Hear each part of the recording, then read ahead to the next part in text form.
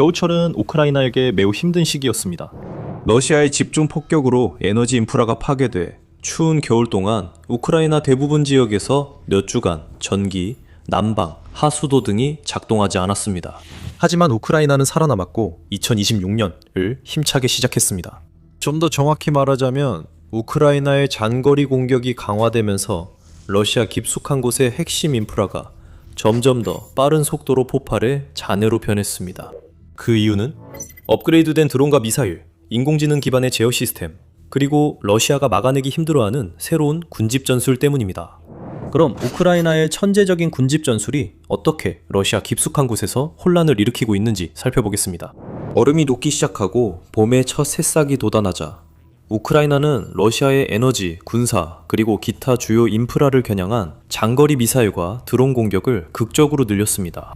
2025년 말쯤 러시아 국방부는 하루에 50, 150대의 우크라이나 드론과 미사일을 격추했다고 보고했습니다. 2026년 3월 중순까지 그 숫자는 하루에 수백 대로 증가했습니다. 우크라이나 국방부는 일반적으로 전날 밤 러시아의 공격에 대한 정보를 매일 발표하는데 여기에는 발사된 드론과 미사일의 수, 그리고 우크라이나 방공망에 의해 격추된 수가 모두 포함됩니다. 러시아 측은 자신들이 격추했다고 주장하는 숫자만 발표합니다. 성공적으로 타격한 미사일과 드론, 즉 격추된 것으로 보고되지 않은 것들은 보고되지 않습니다. 하지만 점점 더 많은 우크라이나의 공격이 목표를 성공적으로 타격하고 있다는 시각적 증거가 충분히 있으며 이로 인해 러시아군과 에너지 인프라에 치명적인 피해가 발생하고 있습니다. 우크라이나는 최전방 FPV 드론과 장거리 타격 드론 모두의 생산을 늘린 것으로 보입니다.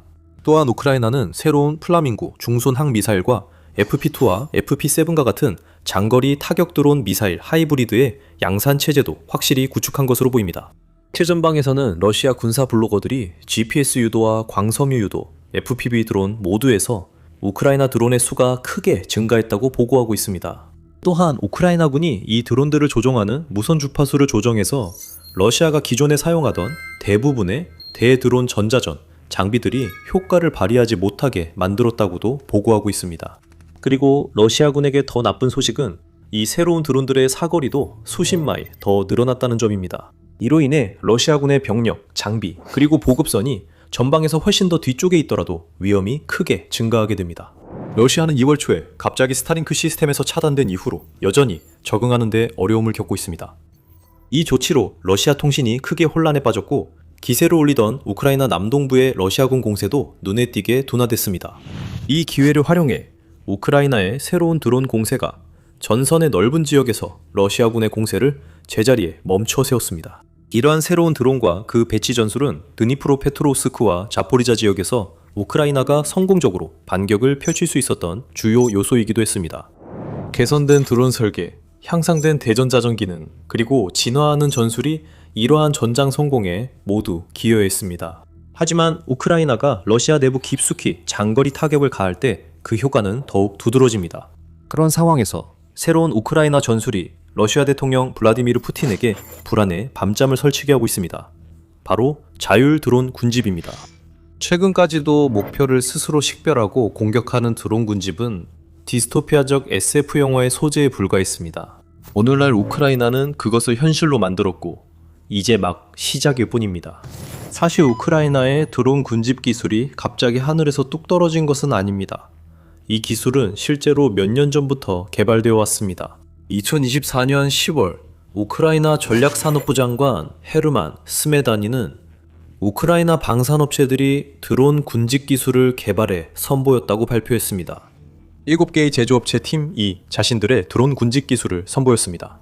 이후 우크라이나 국방부와 총참모부 대표들이 우크라이나 제조업체들의 역량을 검토하고 제품 개선을 위한 권고사항을 제공했습니다. 그리고 그 이후로 적어도 한 회사는 실제로 작동하는 군집 시스템을 납품했으며 빠르게 사업을 확장하고 있습니다. 그 회사의 이름은 스워머이며 그들의 혁신적인 기술의 핵심에는 여러분이 짐작하셨겠지만 인공지능이 있습니다. 스워머의 소프트웨어는 여러 드론이 통합된 군집, 즉 하나의 유닛처럼 작동하도록 합니다. 일반적인 임무에서 인간 조종사는 적 참호와 같은 목표 지점을 지정합니다. 그러면 인공지능이 그 다음을 맡게 됩니다. 표준 스워머 기반 타격 임무 진행 방식을 설명하겠습니다. 드론 3, 8대가 군집으로 작동합니다. 첫 번째, 정찰 드론이 인간이 선택한 목표까지 최적의 경로를 탐색합니다. 폭약을 실은 공격 드론들이 그 뒤를 따릅니다. 그리고 여기서 핵심적인 혁신이 등장합니다. 공격 드론들은 마지막 행동에서 조종사의 실시간 직접 명령 없이도 효과를 극대화할 수 있도록 공격의 정확한 타이밍과 순서를 스스로 결정합니다. 다시 말해, 이는 인간이 개입하지 않는 자율 드론 공격입니다. 2025년 9월 월스트리트 저널은 우크라이나가 이러한 방식으로 드론을 사용한 것이 전투에서 자율 군집 기술이 정기적으로 사용된 첫 번째 사례라고 선언하며 우크라이나가 군사기술의 혁명적인 변화의 최전선에 서 있다고 평가했습니다. 자율 드론 군집은 더 이상 이론이 아니었습니다. 이미 한 우크라이나 부대에 의해 100번 이상 성공적으로 사용되었습니다. 이 기사에서는 현재 잡전이 보통 3대에서 8대 소규모 드론 군집으로 이루어지지만 최대 25대까지의 그룹으로도 기술이 성공적으로 시험되었다고 언급했습니다. 하지만 그건 아무것도 아닙니다. 스워머는 100대의 드론으로 이루어진 강력한 군집을 시험하기 위한 준비를 하고 있었습니다. 전장에서는 실제로 군집 규모가 점점 커지고 있음을 보여주는 비공식적 사례도 있습니다. 그리고 원격으로 지뢰밭을 설치하는 기발한 기술로 시작했던 것이 이제는 전장의 판도를 바꾸는 무기로 발전했습니다. 이제 이러한 성공과 곧 자세히 설명할 장거리 타격의 성공으로 인해 스워머는 전 세계적으로 큰 주목을 받고 있습니다. 2025년 9월 이 회사는 1,500만 달러 규모의 시리즈 A 투자 유치를 발표했으며 이는 전쟁이 시작된 이후 우크라이나 방위기술 기업에 대한 최대 투자입니다. 이번 투자 라운드는 미국의 주요 벤처 캐피털 펀드인 브로드밴드 캐피털 인베스트먼트가 주도했으며 RGAI, D3 벤처스, 그린플래그 벤처스, 라디우스 캐피털, 네트워크 VC가 참여했습니다. 우리 소프트웨어는 수만 건의 실전 임무에서 그 성능을 입증했습니다. 라고 스와머의 창립자이자 CEO인 세르히 쿠프리엔코는 당시 말했습니다. 이번 투자를 통해 우리는 운영을 확장하고 우크라이나와 나토 우호국들의 모든 무인 차량에 첨단 군집 기술을 제공할 수 있게 되었습니다. 서방 민주주의 국가들은 훈련된 조종사의 수에 제한받지 않고 생산할 수 있는 만큼 많은 드론과 로봇을 배치할 수 있어야 합니다. 그리고 2026년 2월 에릭 프린스가 스와르마의 비상임 회장으로 임명된 사실이 밝혀졌습니다. 프린스는 과거 블랙워터로 알려졌던 용병회사, 현재는 아카데미로 불리는 회사에 다소 논란이 많은 창립자이며 미국 메가 진영에서 유명한 인물입니다. 그는 잠재 투자자들에게 보낸 편지에서 2024년 4월 이후로 스와르마의 플랫폼이 우크라이나에서 10만 건이 넘는 실제 임무와 실전 전투 환경에 배치되었다고 썼습니다. 이 소프트웨어와 해당 머신러닝 모델에 정보를 제공합니다. 스와르마의 웹사이트에 따르면 이 시스템은 2023년 이후 8만 6천 건의 전투 임무에 참여했으며 모든 데이터가 수집되고 처리되었습니다. 이는 프린스가 주장한 10만 건보다는 다소 적은 수치입니다. 여전히 약 42개의 우크라이나 군부대가 이 시스템을 사용하고 있으며 하루에 300건이 넘는 전투 임무가 수행되고 있습니다. 이제 이 시스템의 장점은 상당 부분 그 다재다능함에 있습니다. 이 시스템은 스워머의 화력급습 임무에 사용되며 목표 접근은 자율적으로, 사격은 인간 조종사가 담당합니다. 이 시스템은 탐색 및 타격 작전에 활용되며 정찰과 공격이 자율적으로 이루어지지만 사격 전 조종사 확인이 필요합니다. 스워머 시스템은 적대적인 무인기를 추적하고 파괴하기 위해 자율 드론 군집을 활성화하여 대무인기 작전에도 사용할 수 있습니다. 그리고 마지막으로 조종사는 완전히 자율적인 정찰 및 타격 작전을 수행할 수도 있습니다. 스워머는 이 기능을 킬박스라고 부릅니다. 이 용어는 미국 군대의 킬박스 개념에서 차용된 것으로 매우 적합한 표현입니다. 미국 군사용어에서 킬박스는 합동 화력, 통합을 용이하게 하기 위해 사용되는 3차원 구역을 의미합니다. 공식 문서에 따르면 킬박스의 주요 목적은 설정한 지휘관과 추가적인 조정이나 최종 공격 통제 없이 지상 표적에 대한 치명적인 공격을 가능하게 하는 것입니다. 공대지 및 지대지 간접 화력을 통합하는 데 사용될 때 킬박스에는 적절한 제한이 적용됩니다. 목표는 아군 오사 및 아군 사격을 방지하면서 최대한의 유연성으로 지원 요구를 충족시키기 위해 필요한 조정을 최소화하는 것입니다. 스워머의 완전 자유 킬박스 기능은 확실히 이러한 모든 조건을 충족하는 것처럼 보입니다. 저정익 드론과 쿼드콥터형 드론 모두를 포함한 공중 드론 군집에 대한 자율 제어를 넘어서 스워머의 기술은 지상 및 해상 드론에도 적용되고 있습니다. 스워머가 적용된 임무의 정확한 전술과 위치는 기밀이지만 우리는 러시아 보고서를 통해 대략적인 내용을 알 수 있습니다. 한 러시아 정찰병은 우크라이나군이 크라스니리만 축선에서 사용한 드론 군집 전술에 대해 설명했습니다. 그는 여러 대의 카미카제 드론이 한 번에 발사되어 보병이 들을 수 없도록 광섬유 라인에 연결된 채 저고도로 비행한다고 밝혔습니다. 목표물을 발견하면 드론들이 흩어집니다. 한 대는 뒤로 돌아가 공격하고 다른 한 대는 부대의 이동 방향, 정면에서 공격합니다. 서머머 기반 드론 군집을 활용하는 부대들은 타격 효과를 높이기 위해 또 다른 새로운 전술인 무음 드론도 사용하고 있는 것으로 전해졌습니다. 2월에 자포리자주 점령지의 러시아 상원의원 드미트리 로고진은 우크라이나 자폭 드론 운용자들이 마지막 접근 시 엔진을 꺼서 UAV가 목표물로 조용히 활공해 간다고 보고했습니다. 그는 자신의 텔레그램 채널에 이 아이디어는 러시아 기관총 대공 방어 요원들이 접근하는 드론의 소리를 듣고 제때 반응할 기회를 차단하는 것이라고 썼습니다. 노고진은 이러한 새로운 전술이 제한적인 효과만을 보였다고 주장합니다. 그는 이러한 전술이 새로워 보이긴 하지만 러시아군은 여전히 잘 대처하고 있다고 말했습니다. 이들을 파괴해도 전체적인 상황은 변하지 않습니다. 하지만 불타는 러시아 기반 시설에서 나온 증거는 전혀 다르다는 점을 강하게 시사합니다. 이것이 바로 저희 더 밀리터리 쇼의 역할입니다. 우리는 뉴스 이면의 진짜 이야기를 파헤칩니다. 우크라이나, 중동 등 전 세계 전장의 최신 뉴스와 분석을 받아보시려면 채널을 구독해주세요. 이제 우크라이나의 새로운 드론 전술 이후의 참상이 2월 10일경부터 더욱 가속화된 것으로 보입니다. 2월 11일 우크라이나의 공격으로 볼고그라드에 있는 루코일이 운영하는 정유소에 화재가 발생했고 2월 17일에는 크라스노다르의 석유 저장소에서 JDK소 2개의 저장 탱크가 하룻밤 사이에 파괴되었습니다. 2월 22일 타타르스탄의 원유 펌프장이 하룻밤 사이에 파괴되었습니다. 그리고 2월 25일 스몰렌스크시에 있는 화학 공장에 화재가 발생했습니다. 위성 사진을 통해 그 공장이 완전히 불에 타서 잿더미가 된 것이 나중에 확인되었습니다. 다음날 저녁 우크라이나 드론이 러시아의 주요 무기 제조 지역 중 하나인 툴라 지역을 공격하며 방공망을 목표로 삼았습니다. 그리고 그 지역은 3월 1일 다시 공격받았고 이는 우크라이나가 시도한 가장 광범위하고 효과적인 공격 중 하나였습니다. 1월 이후로 우크라이나 드론의 러시아 목표물에 대한 공격 대부분은 러시아 남서부와 크림반도에 집중되었습니다. 소규모 공습은 러시아 서부 깊숙한 곳까지 향했고 때때로 우랄 산맥과 카스피해의 먼 목표물까지 도달하기도 했습니다. 3월 1일의 공격도 이와 같은 익숙한 패턴을 따랐습니다. 우크라이나의 야간 공중작전은 크림반도와 러시아와 맞닿은 흑해 연안에 집중되었습니다. 동시에 약 217마일 떨어진 툴라에서도 2차 공격이 시작되었습니다.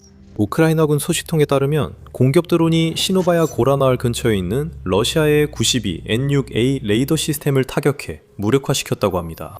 이 레이더는 러시아 S-400 전략방공 시스템의 핵심 센서로 우크라이나 드론과 미사일의 추적 및 표적 지정에 사용됩니다. 또한 또 다른 고가치 표적들도 있었습니다. 비슷한 다방면 공격에서 우크라이나 공격 드론이 정유소를 타격해 불을 지폈고 러시아 흑해항구 노보로시스크 안팎의 방공시설도 공격했습니다. 이곳은 2022년과 2023년에 크림반도에 있던 이전 기지에서 우크라이나의 집중 공격을 받은 뒤 러시아 흑해함대가 어쩔 수 없이 도망쳐온 항구입니다. 가장 많은 폭발이 기록된 곳은 셰즈카리스 석유터미널 근처였는데 이곳은 러시아의 대용량 석유 및 석유 제품 환적 허브 중 하나입니다. 최소 11대의 카미카제 드론, 이 터미널을 직접 겨냥했으며 이후 온라인에는 주황색 폭발과 3건의 대형 화재 사진이 올라왔습니다. 셰즈카리스 터미널은 지난 11월 우크라이나의 공격으로 수리를 위해 폐쇄됐다가 몇 달 전에서야 다시 가동을 시작한 상태였습니다. 하지만 그 불타는 밤에 우크라이나 드론이 공격한 곳은 그 지역의 유일한 목표가 아니었습니다. 노보로시스크에서 공격받은 다른 목표물로는 군함, 유조선, 석유 적재시설, 그리고 방공시설 등이 있었습니다. 베냐민 콘드라티에프 러시아 크라스노다르 지방 행정구 주지사는 다음날 아침 현지 언론에 이번 대규모 우크라이나 공격이 지금까지 노보로시스크를 강타한 가장 강력한 타격이었다고 말했습니다. 그는 비상사태를 선포했고 이후 다른 러시아 당국자들은 낙하물로 인해 5명이 부상을 입었다고 주장했습니다. 또한 시내 주변의 20개 건물이 피해를 입었으며 이 중에는 17채의 주거용 건물과 한 어린이집이 포함되어 있었습니다. 러시아 당국이 우크라이나의 공격으로 인한 피해에 대해 그렇게 솔직하게 밝히는 일은 드뭅니다. 이는 점점 더 많은 공격체가 러시아 방공망을 뚫고 들어오고 있음을 시사합니다. 그것은 또 다른 새로운 우크라이나의 전술 때문이기도 합니다. 주요 공격을 가하기 전에 방공망을 무력화시켜 방어의 빈틈을 만드는 것입니다. 2월 25일 크림반도, 스몰렌스크, 툴라에 대한 공격 직전 우크라이나 특수작전군 SSO의 이에스트 그들의 공격 장면을 담은 사진과 영상을 공개했습니다. 드론이 러시아 S-400 트라이엄프 요격 미사일 발사대 92N6E 다기능 사격 통제 레이더 그리고 판치르 S 1단거리 방공 시스템을 타격하는 모습입니다. 그 영상은 주로 크림반도 두 번째로 큰 도시 심페로폴 외곽마을에서 촬영된 것으로 확인됐습니다. 이틀 후 우크라이나 무인 시스템 부대 장면과 영상을 공개했습니다. 점령된 도네츠크주 마리우폴시에 폐쇄된 제철소 부지에서 또 다른 판치르 S1 방공 시스템을 추적해 타격하는 모습이었습니다. 이 공격들은 러시아 방공망의 빈틈을 만들어냈고 그 틈을 통해 주력 공격 드론들이 탐지되지 않은 채 통과할 수 있었습니다. 하지만 이로 인해 앞으로의 공격을 위한 길도 열렸습니다. 항공전 추적 플랫폼인 크림스키 비타에 따르면 3월 1일의 다방향 공격은 러시아 방공망을 우회하는 경로를 따라 이루어졌습니다. 우크라이나 남부 전역의 여러 지점에서 발사된 대부분의 드론은 남쪽으로 124마일 동안 흑해의 공해상 위를 비행한 뒤 동쪽으로 방향을 틀어 크림반도와 그곳에 배치된 러시아 방공망을 우회했습니다. 아니, 남아있는 방공망이라고 해야겠죠. S-400은 러시아의 최첨단 방공 시스템으로 최대 250마일 거리의 표적을 요격하고 파괴할 수 있도록 설계된 대형 미사일을 발사합니다. 판치르 시스템은 자동포, 경량 미사일, 기동성이 높은 레이더를 갖추고 있으며 드론을 탐지하고 격추하기 위해 특별히 설계되었습니다. 레이더 없이는 두 시스템 모두 사실상 표적 조준에 쓸모가 없습니다. 3월 1일 작전 중에 더 많은 방공 자산이 타격을 받아 이제 열린 연공을 통해 추가 공격이 가능해졌습니다.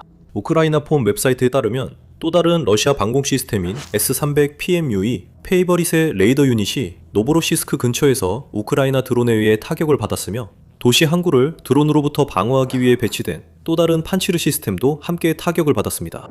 그리고 그 공격들의 효과는 곧바로 나타났습니다. 3월 10일 우크라이나군은 브란스크시에 위치한 크렘니에 방산 공장을 스톰 섀도우 또는 스칼프 이지 미사일로 타격했습니다. 이 공장은 러시아의 국영 방위 산업체인 울마즈운테 부품을 공급하는 것으로 알려져 있으며 울마즈운테는 방공 시스템을 생산합니다. 이 공장은 국영 전술미사일 기업 전술미사일 공사에도 부품을 공급하며 이 회사는 우크라이나 공격에 사용된 KH-59, KH-69, KH-101, KH-55 등 순항 미사일을 생산합니다. 그리고 이 공장은 러시아의 전략 핵무기용 부품도 생산하는 것으로 알려져 있으며 이는 러시아의 핵 교리에 따라 핵 대응의 위험을 초래할 수 있습니다. 이 공격은 2022년 이후 6번째로 공장을 겨냥한 것으로 대낮에 공장이 노동자들로 가득 차 있을 때 발생했습니다. 거대한 화재와 폭발이 발생했다고 보고되었으며 이후 러시아 당국은 민간인 7명이 사망하고 추가로 42명이 부상했다고 밝혔습니다. 모스크바는 이번 공격을 민간인을 고의적으로 겨냥한 테러 공격이라고 규탄했으며 미사일을 공급한 영국과 프랑스를 비판하고 국제 법적 기준 위반을 주장했습니다. 다음날 저녁인 3월 11일 우크라이나의 드론 공격이 사마라주 툴류티에 위치한 쿠비셰프 아조트 화학공장을 타격했습니다. 이 공장은 카프로락탐과 질소비료의 주요 생산업체입니다. 같은 날 밤 우크라이나군은 페름 지역에 있는 메트로팍스 화학공장도 표적으로 삼았다고 전해졌으며 이는 최근 이 지역 주지사인 드미트리 마우닌에 의해 확인되었습니다. 이러한 공격은 목표지로 가는 경로에 있던 방공망이 이전에 파괴되었기 때문에 다시 한번 가능해진 것으로 보입니다. 3월 9일 우크라이나 공격대는 예부파토리아에서 오베로나 14와 네보유 레이더를 포함한 여러 레이더 시스템을 파괴했습니다. 그리고 사흘 뒤에도 비슷한 일이 있었습니다. 먼저 우크라이나군은 점령지 비노르드니 근처에서 솝카이와 48, YA-UK 호들요트 레이더 기지를 파괴했습니다. 같은 날 저녁 방공망이 부분적으로 무력화된 상태에서 특수작전군은 크라스노다르 지방의 티콜레츠크 송유소를 공격해 남부 러시아의 주요 석유 허브에 대형 화재를 일으키고 연료 물류를 방해했습니다. 현재까지 우리가 논의한 이 공격들 중 어떤 것도 스워머나 기타 자율드론 군집 기술이 사용됐다는 직접적인 증거는 없습니다. 공격 빈도 증가와 우크라이나의 자율드론 군집, 광범위 사용 증거가 늘고 있는 것은 결코 우연이라 보기 어렵습니다. 현재로서는 새로운 기술과 새로운 전술, 그리고 증가한 드론 수가 우크라이나에 유리하게 작용하고 있습니다. 이들이 러시아의 전쟁 기계에 얼마나 큰 타격을 입힐지는 아직 두고 봐야 합니다. 저희는 물론 앞으로의 상황을 계속해서 주시할 예정이니 채널을 구독하셔서 놓치지 마시기 바랍니다. 그동안 우크라이나도 러시아 드론을 모두 탈취하는 방법을 찾아냈습니다. 어떻게 했는지 이 영상을 확인해 보세요.